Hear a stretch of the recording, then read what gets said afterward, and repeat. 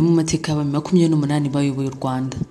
Kimwe n'ibindi bihugu, u Rwanda ni igihugu gifite amateka yacyo yihariye ajyanye n'ibyo cyanyuzemo, by'umwihariko ajyanye cyane n'ingoma ya cyami yariho mu myaka yo hambere. Impuguke mu mateka y'u Rwanda bavuga ko abami 28 aribo bayoboye u Rwanda kuva hagana mu mwaka w'1991 kugeza mu mwaka w'1960. Amateka y'u Rwanda hagaragaza ko abami bose b'u Rwanda bakomokaga mu muryango umwe wo mu bwoko bw'abanyiginya. Abanditsi b'ibitabo harimo na Alex Kagame bakoze urutonde hagendewe ku bikorwa bikomeye byaranze ingoma ya buri mwami, igereranya n'igihe cyo kwima ingoma. Nawe mu bami bo mu bihugu byari bikikije u Rwanda, ibitero bikomeye byagabwe, inzara zateye, impinduka zidasanzwe mu buyobozi cyangwa mu mibereho ya rubanda n'ibindi. Zimwe mu nyandiko zakozwe hagendewe ku by'abiru n'ibisonga by'abami bagaragaje abami b'u Rwanda bakurikiranye n'imyaka bimye ingoma mu buryo bukurikira kuva mu mwaka w'1991 kugeza mu mwaka w'1960.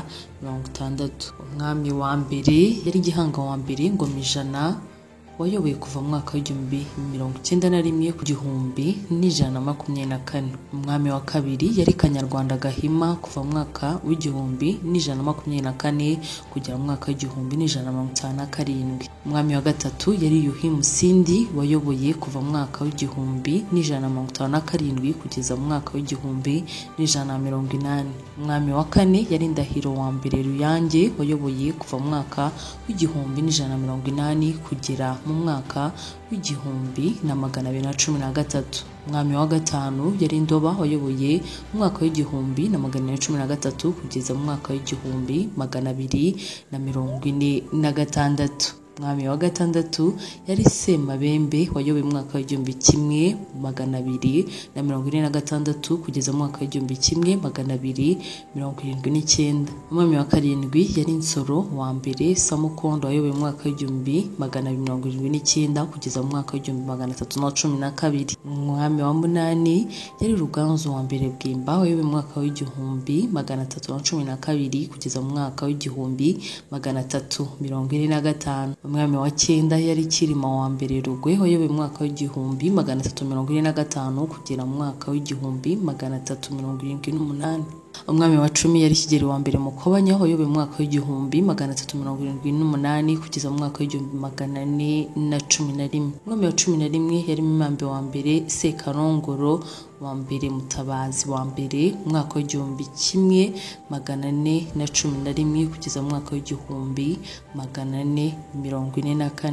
Umwami wa 12 yari Yuhi wa kabiri Gahima wa kabiri mu mwaka w'1444 kugera mu mwaka w'1477. Umwami wa 13 yari Ndahiro wa kabiri Cyamatare, wayoboye mu mwaka w'1477 kugeza mu mwaka w'1510. Umwami wa 14 yari Ruganzu wa kabiri Ndoli, wayoboye kuva mu mwaka w'1510 kugera mu mwaka w'1543.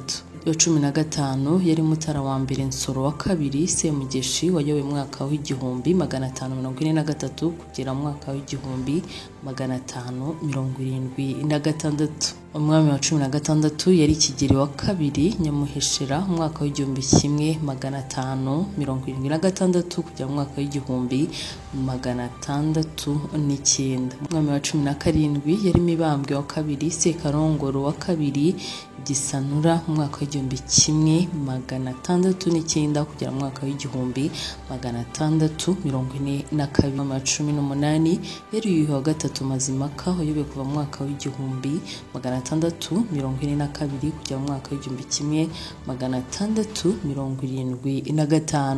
Kirima wa kabiri Rujugira yari umwami wa 19, wayoboye kuva mu mwaka w'1675 kugera mu mwaka w'1708.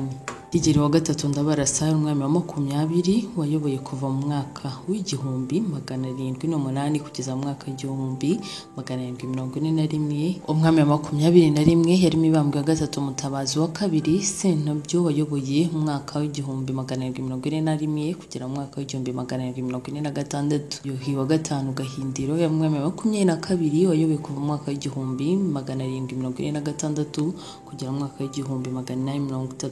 Mutara wa gatatu Rwogera yari umwami wa 23 wayoboye kuva mu mwaka w'igihumbi 830 kugera mu mwaka w'igihumbi 857. Umwami wa 24 yari Kigeli wa gatanu Rwabugiri wayoboye mu mwaka w'igihumbi 853 ageza mu mwaka w'igihumbi 895.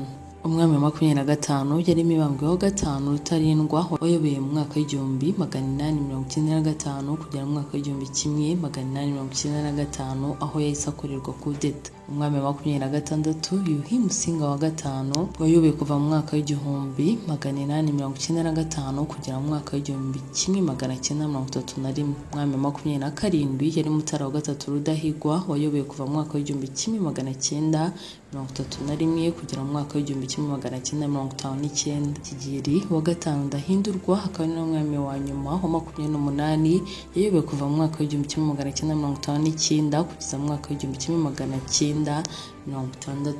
Bitewe n'uko impuguke mu mateka zakoze ubushakashatsi ku bantu banyuranye kugira ngo zishyire amateka y'u Rwanda mu nyandiko, hari benshi usanga badahuza nko ku myaka, ku bikorwa bimwe na bimwe kuko byari ukugereranya, akaba ariyo mpamvu bitazagutangaza ukuye ku kindi gitabo kinyuranye n'uru rutonde.